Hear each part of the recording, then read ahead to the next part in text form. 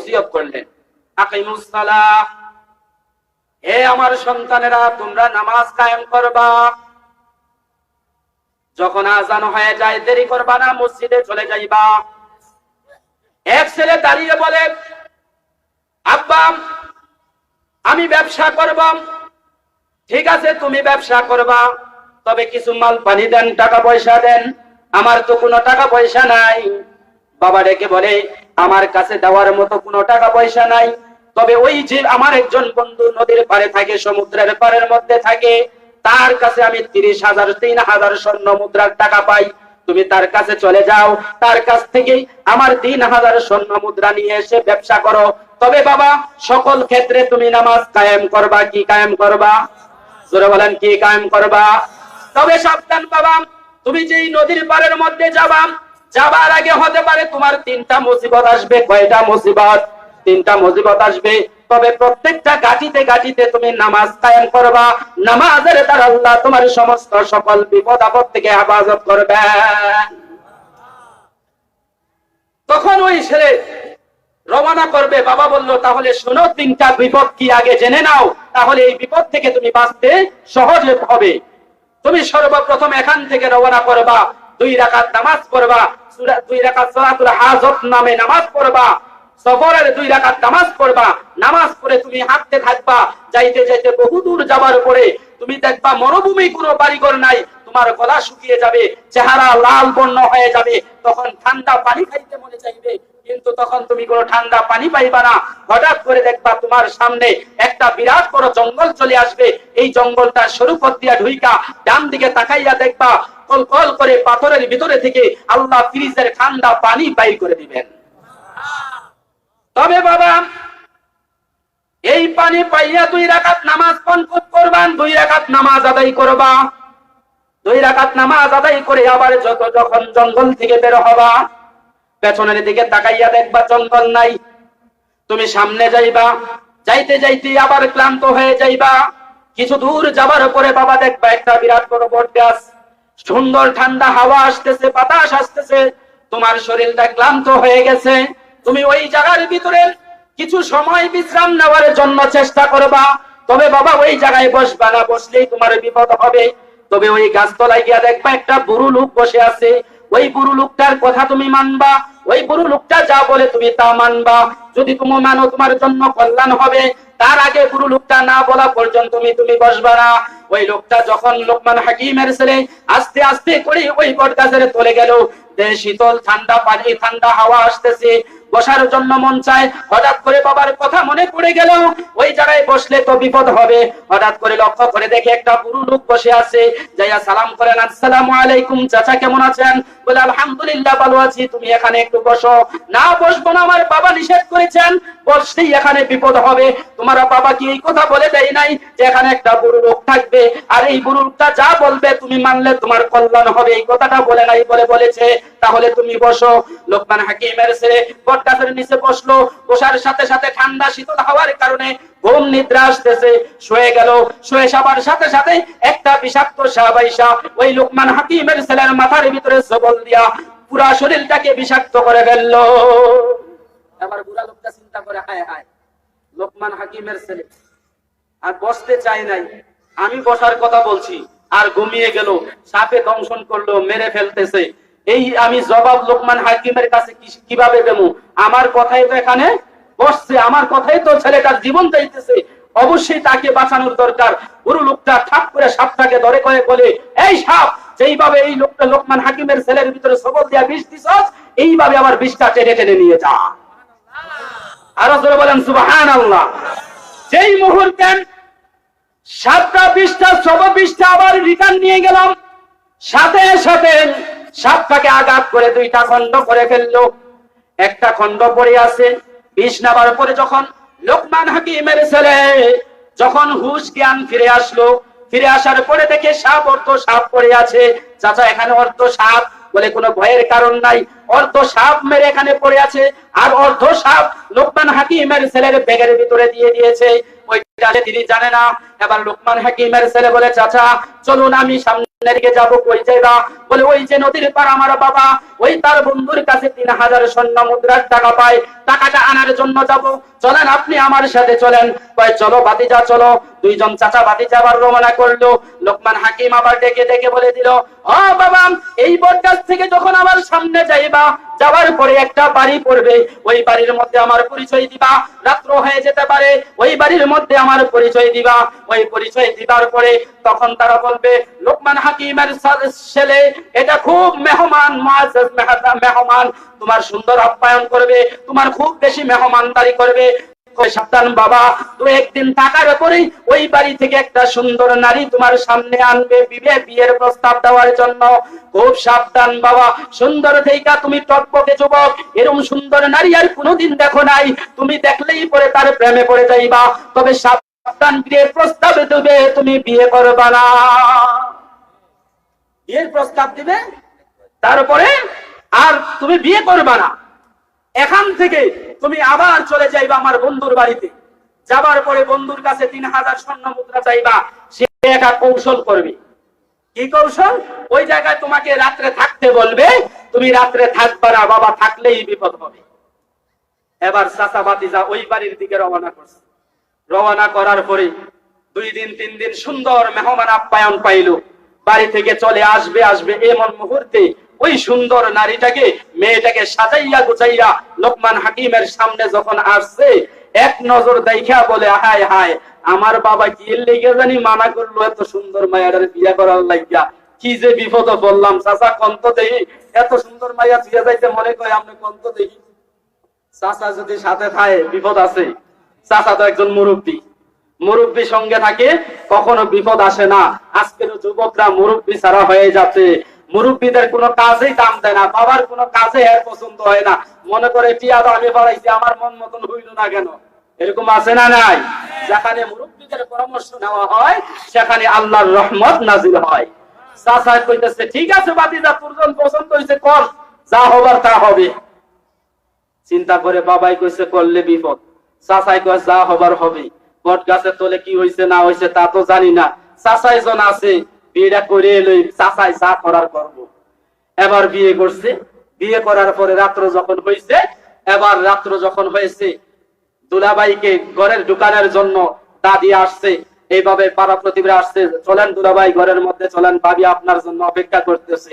যাইতেছে, লোকেরা জিজ্ঞেস করে এই লোককে, বলে ওই মেয়ের জামাই স্বামী, যেই মেয়েটার পূর্বে 10টা বিবাহ হয়েছে, আর এই 10 রাত্রে বাসর করেই তাদের মৃত্যুবরণ করতে হয়েছে। এই কথা যখন লোকমান হাকিমের ছেলে শুনছে, কোন আর চিন্তা কোনো কিছু আছে? কলজা শুকায় যাওয়ার কথা না। রিটার্ন দৌড় দিয়া চাচার কাছে, চাচা কয় কি শুনছেন নি? আমি বলে মরমু। কয় কাম করবো, আপনি মুস্তালা 2 রাকাত নামাজ পড়, সুন্দর করে নামাজ পড়।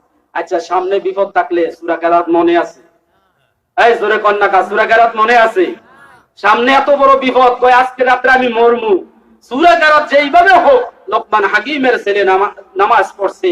পড়ার পরে চাচাই বলে, শোনো, সব সাবধান, আমি যেইভাবে টেকনিক শিখাইয়া দেই এর বাহিরে তুমি যাইবা না। যাইলেই বিপদ, না যাইলেই সফল, গেলেই বিফল, না হলেই সফল। কি চাচা? কয় তুমি যাবা, যাইয়া তোমার স্ত্রীরে বলবা যে একটা বদনা দেওয়ার জন্য, লোটা দেওয়ার জন্য, গুট্টা দেওয়ার জন্য, বদনা দেওয়ার জন্য তুমি এই বদনাটা নিয়ে বাহিরে আসবা। এসে আমার কাছে রাইখা তোমার হাজত পূরণ কইরা আবার তুমি তোমার স্ত্রীর কাছে বদনাটা নিয়ে যাইবা। যাইয়া তোমার স্ত্রীকে বলবা এই বদনার মধ্যে যেইভাবে হোক যেন প্রস্রাব করে। কি করে? প্রস্রাব করে, যেইভাবে হোক। সে প্রস্রাব করতে চাইবে না, তুমি যেইভাবে পারো তাকে প্রস্রাব করাইবা। প্রস্রাব শেষ হলে আবার বদনার একটা ঢাকনা দিয়া বদনাটা আমার কাছে নিয়ে আসবা। এরপরে যা করার আমি করব। ঠিক তেমনি ভাবে স্ত্রীর কাছ থেকে একটা বদনা আইনা বদনাটার ভিতরে আবার সে হাজত শেষ করে বিবির কাছে বলে, বিবি প্রস্রাব করো। কয় না, করবো না। যেইভাবে কলা কৌশল করাইয়া প্রস্রাব করাইলো, করাইয়া ঢাকনা যে এখন দিয়েছে পাতলা, এখন থেকে খুব ওজন, আর ফা শব্দ শোনা যায়। ব্যাপার কি? আইনা তো চাচার হাতে দিছে, চাচা এত ওজন ব্যাপার দেখি নাই, খুব ওজন লাগতেছে। এবার চাচায় বদনাটা ঢাকনাটা ছড়াইয়া বদনাটা কাট করে দিছে। আরে দেখে এই বদনার ভিতরে বিষাক্ত 3টা সাপ বের হয়ে আসছে। জোরে বলেন সুবহানাল্লাহ। লোকমান হাকিমের ছেলে আশ্চর্য হয়ে গেল। ও চাচা, এ কি আশ্চর্যের কাহিনী! আমার স্ত্রী পেশাব করলো, আর এই পেশাব থেকে 3টা বিষাক্ত সাপ বের হয়ে আসলো। একটা অর্ধমরা সাপ। বলতেছে এই অর্ধমরা সাপটা হলো ওই গাছতলার বট গাছের অর্ধেক সাপ। এই সাপটা আমি তোমার বেগে দিয়ে দিয়েছিলাম, কারণ পরবর্তীতে এই সাপটা কাজে লাগবে। আমি বদনার ভিতরে অর্ধ সাপটা দিয়ে দিয়েছিলাম।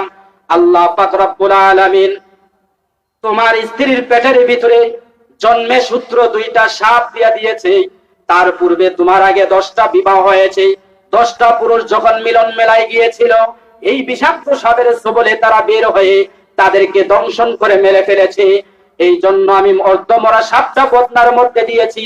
আর তোমার স্ত্রী যখন এই প্রসাব করার জন্য এই বদনার মধ্যে বসেছে, ওই বিষাক্ত সাপগুলা যখন দেখতে পেল বদনার ভিতরে একটা সাপ দেখা যায়, এই বিষাক্ত সাপগুলা এই বিষাক্ত সাপটাকে মারার জন্য অটোমেটিক ভাবে বের হয়ে চলে আসলো। আর তুমি নিয়ে আসলা, আর তুমি দেখলা এখন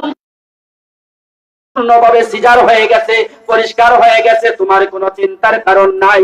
তুমি আবার তোমার স্ত্রীর কাছে যেতে পারো। এবার স্ত্রীর কাছে যখন চলে গেল, রাত্র সকালবেলা যখন হলো, আগের মানুষেরা যেইভাবে সকালবেলা লাশ বাহির করতো, সমস্ত গ্রামবাসীরা একত্রিত হয়ে গেছে আগের মতো লাশ বাহির করার জন্য। খাট পালং নিয়ে আসতেছে। যখন তার দরজা ধাক্কা দিয়ে ঢুকলো, ঢোকার সাথে সাথে যখন লোকমান হাকিমের ছেলে লাফ দিয়ে দাঁড়িয়ে গেল, দাঁড়িয়ে যাবার পরে পরে তখন ওই মানুষগুলা ঘর থেকে চিৎকার করে বাইর হলো। কি বললো? বলে দেখো, ওই যে লোকমান হাকিমের ছেলে মরা মানুষ জিন্দা হয়ে গেছে। সুবহানাল্লাহ। ভয়ে দৌড়।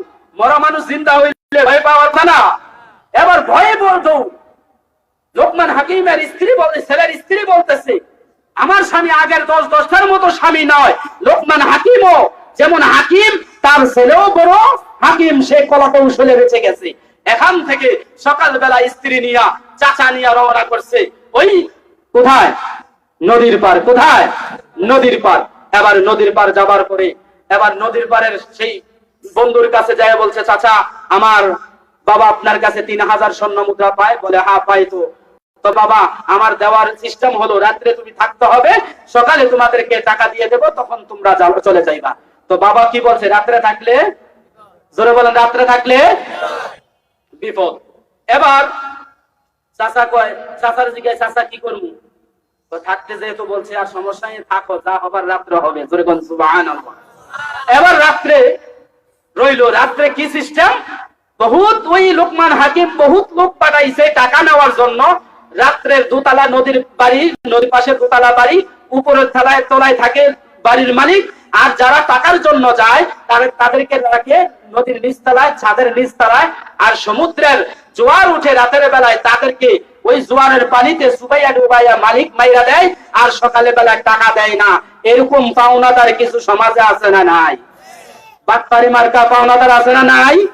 টাকা নিলে আর দিতে মনে থাকে না।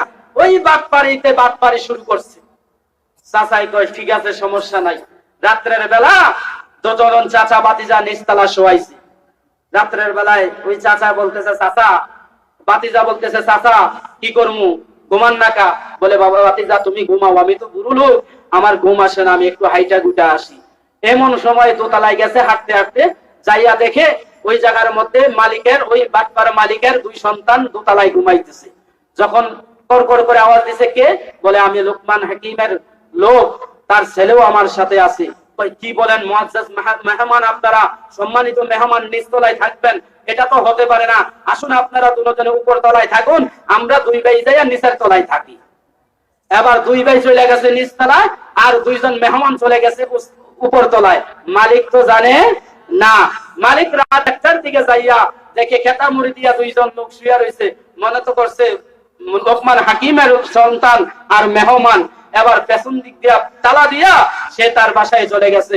আর 2 জন লোক উপর তলায়, তার 2 ছেলে নিচ তলায়। সকালবেলা ওই বাটপার মার্কায় আইসা বলতে চায়, তোরা তো টাকা নিতে পারলি না, লাশ হইয়া পড়ে রইছ, এবার তোদেরকে নদীতে বাসাইয়া দেই ফজরের আগে।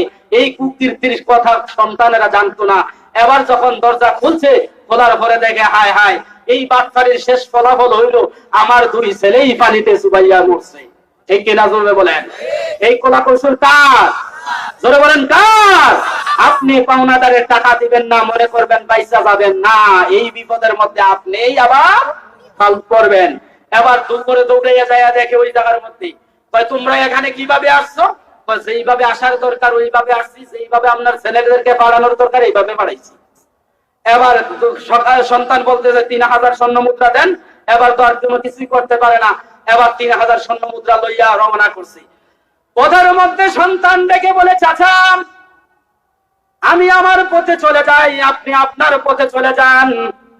তবে চাচা আপনি আমাকে বহু বিপদ থেকে বাঁচাইছেন, আপনাকে কি দিতে পারি? আপনি 3000 স্বর্ণ মুদ্রা নিয়ে যান, আমাকে আমার বিবিটা দিয়ে দেন। আমার বিবির মধ্যে কিন্তু বাদ বসাইয়েন না, খুব সুন্দর স্ত্রী, বাদ বসাইয়েন না। চাচাই কয়, বাবা আমার টাকার দরকার নাই, তুমি তোমার বাবারে যাইয়া বইলো গরু লোকটা আমার উপকার করছে, তুমি আমার কথা বইলো। বলে আপনার কি পরিচয় দেব, আপনার পরিচয়টা কি আমাকে একটু খুলে বলেন। চাচা ডাক দিয়া বলে, ভাতিজা আমি হলাম আল্লাহর মনোনীত একজন ফেরেশতা। সুবহানাল্লাহ। জন্মের পর থেকে আল্লাহ ওয়াদা করেছে তোমার সাথে থাকার জন্য। আমি ততক্ষণ পর্যন্ত তোমার সাথে আসি যতক্ষণ পর্যন্ত তুমি নামাজ পড়বা। তোমার মধ্যে যতক্ষণ পর্যন্ত নামাজ আছে ততক্ষণ তোমার সাথে আমি আছি। তোমার যত বিপদ আপদ আছে মৃত্যু পর্যন্ত সকল বিপদ থেকে আমি তোমার এই নামাজের মাধ্যমে তোমাকে হেফাজত করবো। জোরে কোন আমিন। আরো জোরে বলেন আমিন। আমার ভাইরা, এই যে সফলতা আসবে একমাত্র কিসের মাধ্যমে? জোরে বলেন। আমাদের বিপদ আসলে কি নামাজে দাঁড়াবো না নামাজ থেকে দূরে সরে যাব? জোরে বলেন। 7টি আয়াতের আলোচনায় যেতে পারি নাই, শুধুমাত্র একটি আলোচনা, আল্লাযীনা হুম ফি সালাতিহিম খাশিউন। বান্দা যখন তোমরা বিপদে পড়ে যাইবা তখন তোমরা খুশু খুজুর সহিত নামাজ আদায় করবা। কি কিসের যাতে? খুশু খুজুর সহিত। খুশু খুজুর সহিত কি? খুশু খুজুর সহিত হলো ধীরস্থির ভাবে নামাজ আদায় করা, একাগ্র চিত্তে নামাজ আদায় করা। যেই নামাজটা আস্তে আস্তে, রুকুর জায়গায় রুকু, তাসবির জায়গায় তাসবিহ, সিজদার জায়গায় সিজদা, এমন ভাবে নামাজ আদায় করার নাম হচ্ছে খুশু খুজুর সহিত নামাজ আদায় করা। প্যারা হাজরিন, এই জন্য মা বোনদেরকে বলবো, যদি ঘরের মধ্যে কখনো অভাব দেখা দেয় আপনি নামাজে দাঁড়াইয়া যান। আপনার স্বামী জমিনে চলে গেছে, আপনার স্বামী বিদেশে আছে, আপনার সন্তান বিদেশে প্রবাসী আছে, বিপদে পড়ে গেছে, আপনি বাবা 2 রাকাত নামাজ পড়েন, আপনি মা 2 রাকাত নামাজ পড়েন। এই নামাজের মাধ্যমে আল্লাহ পাক আপনার সন্তানের প্রবাসের ভিতরে যত বিপদে আছে সমস্ত বিপদ আল্লাহ পাকে হেফাজত করবেন। কিন্তু বিপদে পড়লে আমরা দৌড় দিই হসপিটালে। কোথায়? পেট ব্যথা কোথায় যায়? আল্লাহরে পছন্দ হয় না। কথা বোঝেন নাই? হ্যাঁ, শেষ করে দিচ্ছি। আমাদের সর্বপ্রথম একটা মাসালা শুনে নেই। আজানের যে জবাবের কথা বলা হয়েছে, আজান দিতেছে অন্য মসজিদে, আমরা নামাজ পড়বো আমাদের মসজিদে। অতএব আজানের জবাব ওইটার জবাব দিতে হবে যেখানে আমি নামাজ। কথা বুঝতে পারছেন? মাসআলা হলো, যেহেতু এখন চতুর্দিকে আজান দিতেছে, আপনি কোনটার জবাব দিবেন? আপনি যেই মসজিদে যাবেন, যেই মসজিদে আজান হবে ওই মসজিদের আজানের জবাব দিবেন। কথা বুঝতে পেরেছি আমার ভাইয়েরা? যাই হোক, সকল সমস্যার সমাধান একমাত্র নামাজ, আর সকল বিপদ আপদের একমাত্র সমাধান নামাজ, রিজিকের সমাধান নামাজ, আর সকল সমস্যার সমাধান দিতে পারে, সকল সমস্যার সমাধান দিতে পারে। এই জন্য আমরা কোরআনের দ্বারস্থ হব। আমার পেট ব্যথা, আমি অসুস্থ, আগে আমি দোয়া করব 2 রাকাত নামাজ পড়ে আল্লাহর দরবারে। আমি অসুস্থ বেশি হয়ে গেছি, আগে কোরআন দিয়ে আমি দোয়া চাই আল্লাহর কাছে, কোরআন তেলাওয়াত করি, কোরআন তেলাওয়াত করে আল্লাহর কাছে দোয়া চাই। এই কোরআন আমার সমস্যার সমাধান করে দিবে, আর 2 রাকাত নামাজ আমাকে সকল বিপদ আপদ থেকে হেফাজত করবে। সর্বপ্রথম আজকের আমাদের সবক হলো